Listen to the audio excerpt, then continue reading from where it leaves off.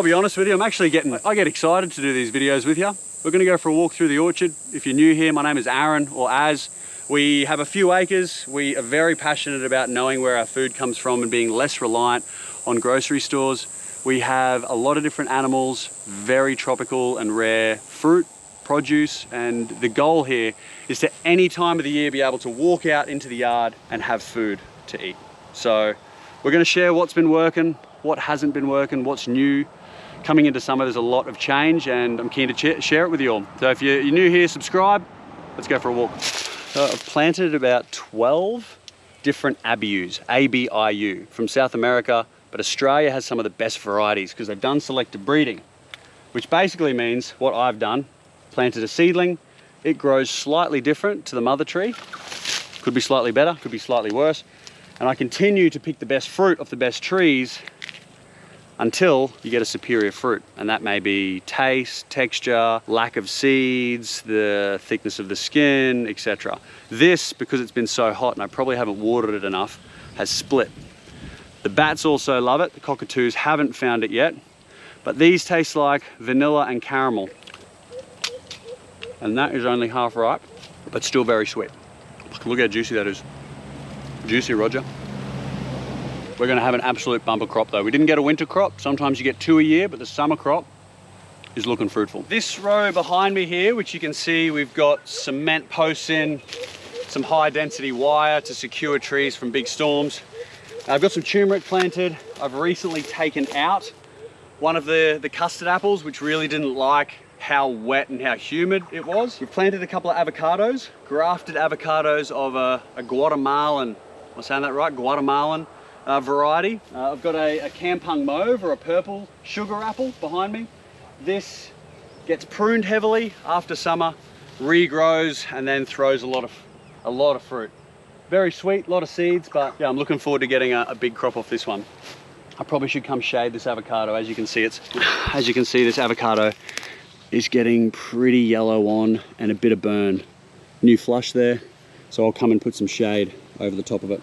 This here is a soursop. A lot of you may be familiar, but if you're not, the leaves are said to be, in traditional medicine, a natural way of sort of curing, or I guess getting rid of cancer cells in the body. There's supposedly quite a lot of data to support that. The fruit and these in tea. The fruit is really white fleshed, a little bit sweet, a little bit sour, but very prone, the growth tips, to getting stung by a fruit spotting bug, which is native. And for the last month, the absolute bane of my existence. But we've got 2 trees. We don't get that much fruit on them, unfortunately. They may volunteer for mulch patrol. But if you've got any suggestions, if there's any soursop farmers out there, they're not, too common commercially here in Australia, but any tips I'm open to. That's what sort of part of this is all about, is getting feedback from you guys. So anything through this video, if you see that you're like, hey, I know about that, or have read about that, or know a resource, please leave in the comments so I can share, and anyone else also can get benefit from that info, but only if you know what you're talking about. Need to get the tag for this one. It's a Annona scleroderma, planted on July 2021. This is the first time it has thrown a big lot of flowers. Generally, Annonas, from my experience, they throw flowers for a couple of years and don't set fruit. And then as the tree matures more, the flowers will then set to fruit. But, I'll never know. There's lots of flowers on it right now. Whether they're getting pollinated or not, whether the fruit is going to be even good or not, whether it's going to work in this climate, is all trial and error. That's why they say farmers are some of the most patient people in the world, because you plant something on the premise that you hope it will bear you fruit in 1 to 10 years or more. Have a go at that. That is pretty much a perfect example of an ABIU. I'm going to leave that another day and hope the bats don't find it. There's so much fruit. This is a big eye custard apple. I reckon it's been in the ground 2 years. We got some fruit last year, maybe 4 or 5 fruit, and this year it is covered. Again, the recommendation we were given to maintain it was give it a lot of fertilizer, a lot of tucker, and prune it back heavily after it fruits. One of the trees I'm most excited about, this is a pulasan, and a cousin to that of one of the most commonly known Nephiliums is a rambutan from Southeast Asia. This Pulasan is superior in flavor and it is setting fruit for the first time, but the fruit, almost every single one of them, looks like the head of the fruit is joined. So it looks like it's covered in fruit that are like Siamese twins that are just all joined. Can anyone give me any advice on that? Does it need to be cross-pollinated? Is this just the tree it is? Will they grow out of it? Will these young children, budding heads, grow out of it? I don't know what to do, but I really want a feed of Pulasans. I'm open to suggestions. I'm going to show you what's in the back of the buggy. This right here next to me is a 55-litre fridge freezer made by EcoFlow. You might have seen in the last couple of videos I showed you a portable power bank, about 8 kilos, run everything from a Starlink to charging all your batteries, power tools. I take it out camping quite a bit. They also do a fridge freezer. This is the Glacier. They do different sizes, but this is a 55-litre. And I'm keeping fruit, meals, water, and when it hits 5 o'clock, a cold beer.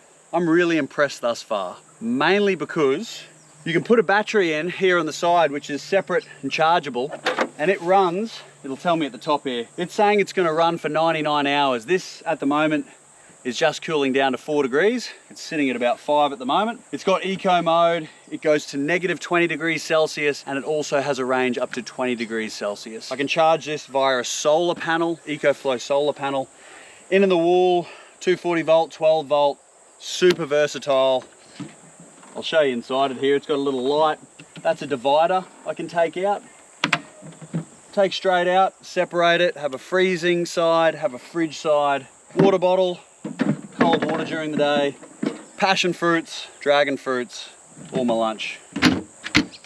You can open it from either side as well. This is an absolute weapon. And I've been using it the last couple of weeks on the farm. I throw it in the back of the ute. I'm taking it out camping if I'm going out in the ute or on the islands. It's super versatile and is very welcome to have a cold meal or a cold drink, especially at the end of the day if I'm not too close to the house or the shed. Check them out. I'm going to leave a QR code on the screen right here that you can check out the discounts that they have at this point in time on these products, particularly the EcoFlow Glacier in the 55-litre, but I highly recommend them. They're good, it's good quality gear and keeping the beers cold. I've got a lot to show you this afternoon. There's a lot that's changed in the last couple of months at the start of summer. Let's go for a walk. In amongst now the jungle of durian. I think these are 2 seedlings, durian seedlings from Malaysia. I still have some intercropped pawpaws. This is a New Guinea red. This is actually a quite small one. They get up to a few kilos. The taste is quite bland. The texture is good, but I haven't mastered the sweetness of it. I'm not sure whether it's just a variety thing, a nutritional thing, but I'm getting a lot of them. I'm either selling them at the shop. We've got a cafe called The Pocket on the highway here. Check it out if you are coming past this part of the world. But yeah, I'm eating half of these, and then the ducks really, really love red pawpaw or any pawpaw. It's cool fruit. I have a row with about a dozen mangosteen. They call them the queen of fruits. Purple on the outside. I've spoken about these before and how difficult they are for us to grow, mainly because they are a rainforest plant, primarily, and they get sunburnt very easily. So got to put shade cloth over the top of them, and the growth tips are so tender. They must be really sweet to the insects and they get stung. And I just, I don't have enough time or patience to be able to come out here and like constantly be killing them with my hands or spraying something on them. I try to, but it's definitely slowed down the growth of them, losing a lot of the growth tips. But I'm hoping that in, I don't know, 5 years, we'll get some fruit. Luckily, I have friends of mine who are farmers. You know who you are. I'll be looking forward to some of your seconds mangosteens to get a feed. This is my favorite variety of red pawpaw. We've got lots of different types of reds and of yellows. This is a Hawaiian Solo. I didn't know I could jump that high. The issue is as they get higher, the cockatoos and the bats sort of take control. But these are tree ripened. That other one's been half eaten by a bat, but I'd like to say you got to pay your tax, but we pay enough tax. I don't want the bats to take more than they already do. Yeah, I'll let that get a little bit higher, and then I'll use the seeds out of these, a really nice fruit, to propagate more. Maybe do a dozen more. This with a squeeze of lime or passion fruit in the morning is an amazing breakfast. It brings me great joy to share with you that our sapodillas, well, 2 of them anyway, that we grew from marcot, which means that they came from putting a substrate like koi or peat moss around the branch, ring barking it, putting it around the branch with a little bit of growth hormone. Insects, stop eating my tree. And then used that branch, cut it off when roots developed into the ground. So this is probably 3 years old and it's just starting to set fruit. There's maybe 20 fruit on it, and I think they're a very underrated fruit. They call them chiku in India, I believe, and taste like, geez, they're like burnt salted caramel. They're so tasty, and the big ones will be the size of your fist. Yeah, I'm so keen to get a feed of sapodillas. Unfortunately though, bats and cockatoos also love them. This on my right hand side is like an heirloom variety of sugarcane. We were out here a week ago doing some cleaning up in the banana row, and there was a huge scrub python.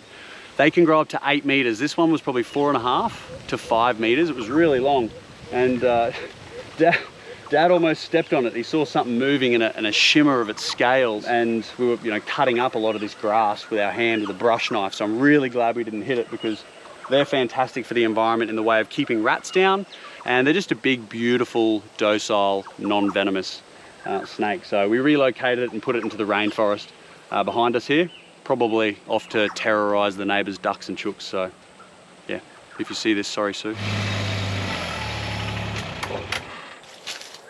We've got a banana row here that has, I don't know, probably 8 different varieties of bananas. Some are cooking, some get put in your curries, or we bake them, or we put them on the fire. Other ones we just eat them fresh. Other ones we let them go really ripe and then freeze them, use them in smoothies, or over at the cafe for gelato. Had a fair bit of rain and wind the other day, and I've been completely my fault. I should have strung it up or cut it maybe a couple of days before, but had a casualty. Just frustrating when you only have, you know, what, 25 bananas in the ground, but that there will make the cows and the goats really happy. I'll go take it over to them later. Let's probably walk through here every 2 or 3 weeks and give it about 30 or 45 minutes. Fertilizing, taking off any of the dead leaves, using I guess it's called like a bit shovel, and that just takes out any of the unwanted suckers. These suckers that come up from the main plant. Yeah, it's good to have bananas all year round. They will grow, and we will cut bananas all year round. Obviously now, being summer, a lot more sunlight, a lot more heat and humidity and rain, they're going absolutely berserk. But yeah, we'll have a walk down and see if there's anything to pick. Obviously, any of the leaves that you cut off, you can put that onto the soil, keeps the weeds down, goes into the soil, creates more organic matter. I'll leave that one. And the fresh leaves are really good to wrap things up as well and cook on the fire. What do you reckon, big enough? We cut it? I think so. Normally you'd put a couple of slits here if it was up really high, and that would slowly bring it down to your shoulder. But this time round, yeah, this one's a type of Cavendish, and I will tie that up in the shed, leave it just hang in the shade, and that'll ripen up over the next couple of weeks in different stages. But this won't throw out another bunch of bananas now. That's done. So we'll cut this out, and this sucker here will take all the energy now instead of it going into this.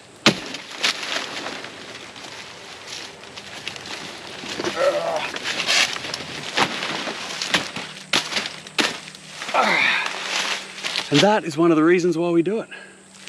There's bananas for the next few weeks. I'll probably pick this one next week. It's a blue Java. Really nice eating or cooking.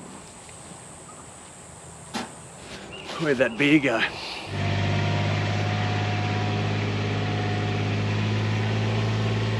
Have probably about a dozen rambutans of different varieties in this row, all marcots, and they're probably on 3.5 years old. They're looking really good.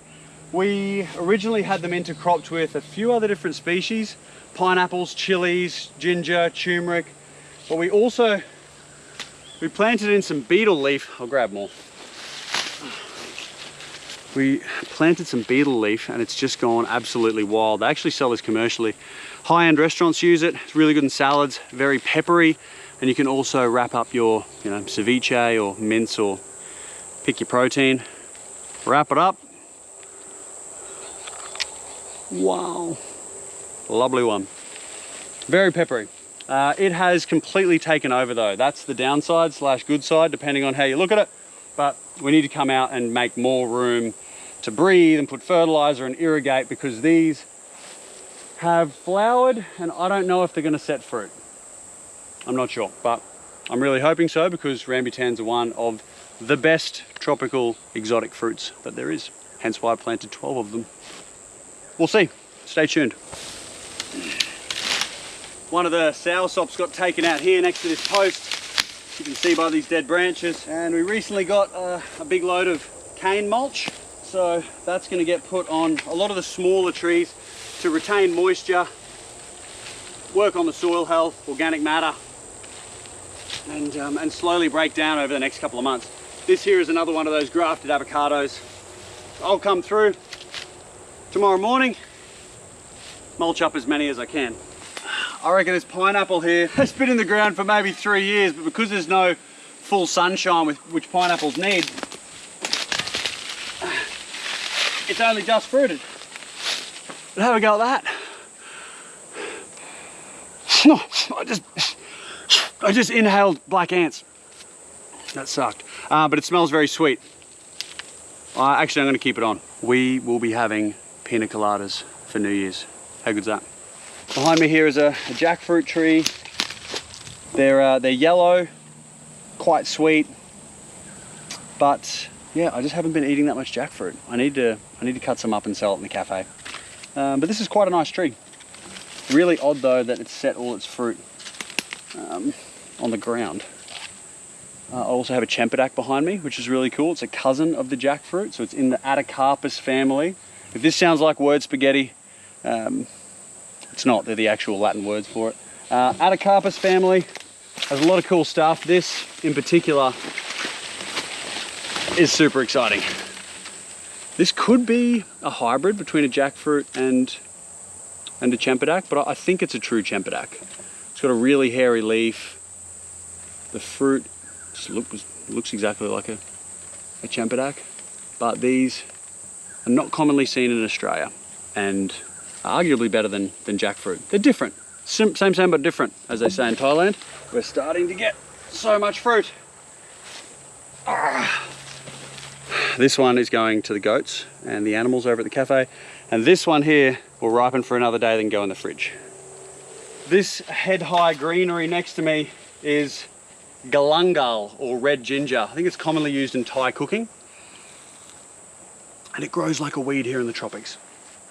I could probably pull this out of the ground and sell it for over $1,000 bucks. I don't know, is there any like fruit agents out there? Fruit spice agents out there? I'll dig this up and send it to you. There is so much galangal here. It'd probably be like where the top of the soil is underneath the ground, there'd probably be a foot the whole way along. I have been coming through and cutting it. It's really good mulch. The gift that keeps giving with mulch. And it's also stopping airflow and light to a lot of other of the more desirable trees that I have in here, like the jackfruit and the Cempedak we just saw. So that's on the to-do list for tomorrow. Come through and chop that out. Now that things are heating up here in this part of the world, I'm trying to do like all of my farm work from say like 4:30 a.m. at first light till like 8 or 9 o'clock, and then try and stay out of the sun, and then go back out at say after 4 o'clock when it cools down. I find that's probably a little bit more sustainable. A love story and then a sob story. The durian tree behind me here was covered in flowers. It set fruit, probably a dozen fruit. Rain came, all the fruit dropped. It's reflowered, now covered in buds, soon to flower. They're gonna open up any day, but the fruit fell off. It's a probably 4 year grafted gumpun, which is a Thai variety of durian. Oh, why do you like durians? Aren't they the smelly fruit? Durians are so good. Acquired taste, yes, but a very complex, just an incredible food experience. A lot of different varieties. This is a great one. These precious little babies I've been watching morning and night, and they fell off. These were the last two to fall off. this morning. They call them the king of fruits, durian.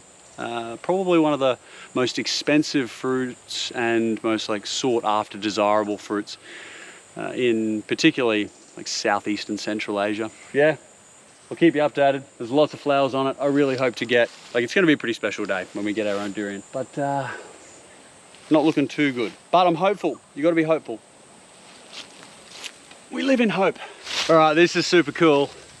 This is a Jaboticaba. I call them jabs, J-A-B-S.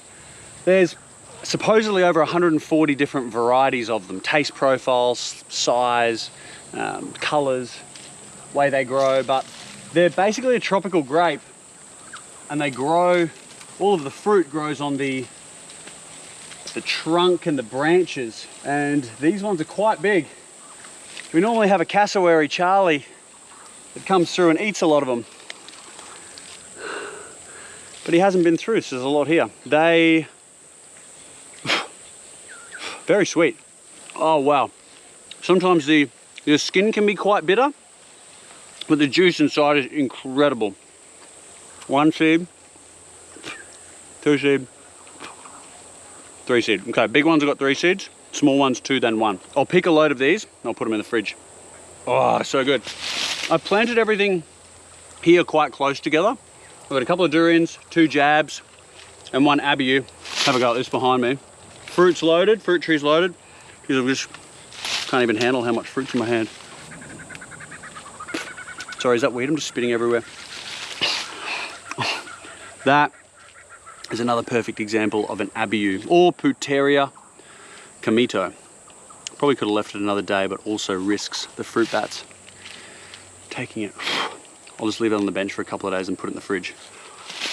That's awesome. So good. This here behind me, if you've watched these videos before, you'd know that this is the first tree that got planted here on the property. This is a grafted durian, it's 4.5 years old, and a lot of love's gone into it. It has set a lot of fruit, through a lot of flowers, none have held, but like the other one you saw before, it's covered in flowers. So fingers crossed we get our first durian here on the property. It'll be a special day. There'll be high fives, there'll be bum taps, there'll be naked swims in the creek eating durian, all the good stuff. But for now, we sit, we wait, we wish. Go, you good thing. This is a Thai variety of mango, grafted tree again, so it fruited and flowered pretty quick. It's called the Nam Dok Mai. Great word, rolls off the tongue, doesn't it? These are an exquisite mango. See how they got that like purpley pink blush on them? Geez, I'm gonna get mango sap on me, and mango sap burns. The downside is that this flowered so heavily, you could barely see any leaf, there was that many flowers, and it set these tiny little fruit the size of your fingernail. And what did they do?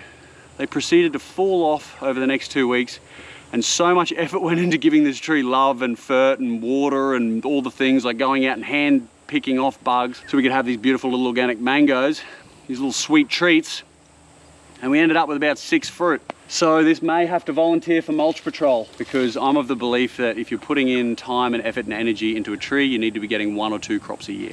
What do you reckon? Please let me know if you'd like me to share more of how we source our protein and how we catch our own food. Going out on the reef, we went out this morning out in the boat for a couple of hours when the weather was nice and the tide was right, and got ourselves some Christmas lunch and dinner. A couple of tropical rock lobsters and some coral trout. Have another channel with one of my best mates called Back to Basics Adventures. If you have not heard of it, we go on long-formed trips, camping, spearing, survival for weeks and months on end. So when I'm not here on the farm, generally I'm away other remote and beautiful parts of the world. But if you would like, please let me know, just so I'm more than happy to share that. I get a lot of joy about sharing what we do here on the farm, and it's a hell of a lot easier. It's quite therapeutic actually, walking through the orchard, talking about fruits.